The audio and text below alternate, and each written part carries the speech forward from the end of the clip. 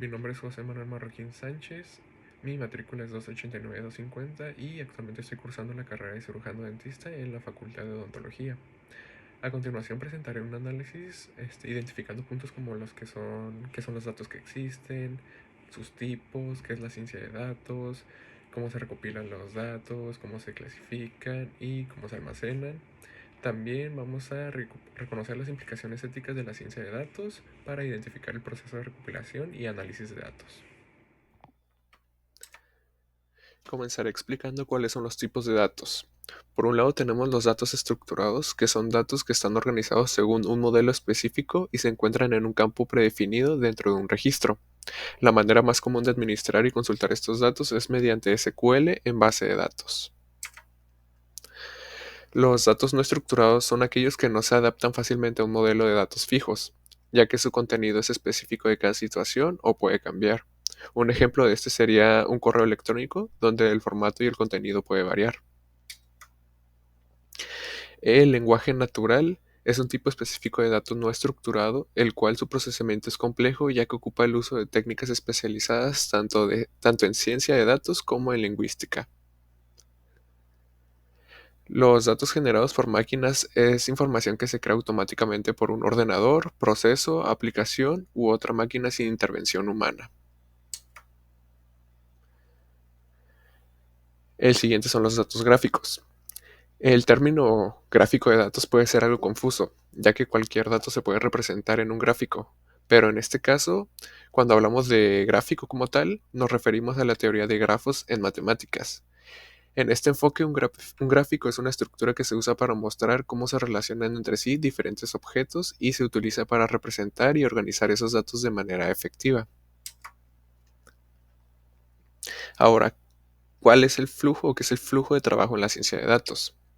Este va a consistir en la recolección de datos en bruto para transformarlas en información entendible como gráficas, tablas, documentos, entre otros. A continuación explicaré las etapas de procesamiento y análisis de datos, las cuales son 6. La primera etapa, que es la recopilación de datos, es el recopilado de datos de fuentes de almacenamiento que están disponibles y contengan información actualizada o de importancia. La segunda etapa, que es la preparación de datos, que es la detección de fallas y descarte de información irrelevante o repetitiva.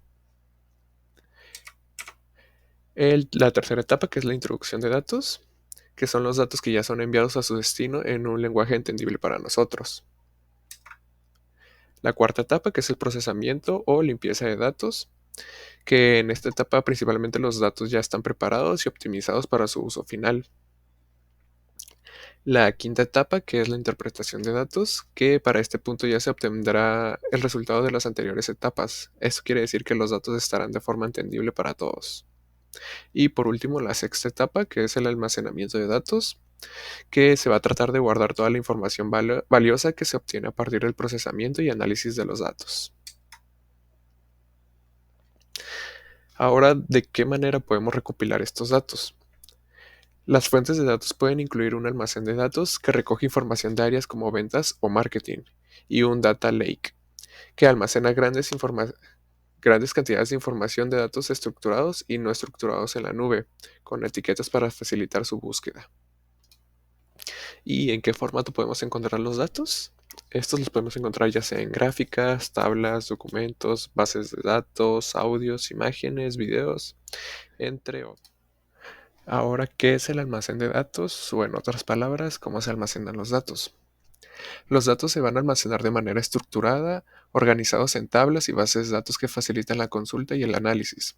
La información se almacena de forma optimizada para permitir consultas rápidas y generación de informes analíticos como comparaciones, tendencias y gráficos detallados. Algunos aspectos éticos que podemos considerar pueden ser el principio de licitud y lealtad, en el cual las informaciones no se pueden obtener o ser utilizadas de manera desleal o ilícita. El principio de exactitud, en el que los encargados de un fichero deben verificar periódicamente la exactitud y pertinencia de los datos. El principio de finalidad, en el cual la finalidad de un fichero debe ser conocida, especificada, legítima y pública antes de su creación.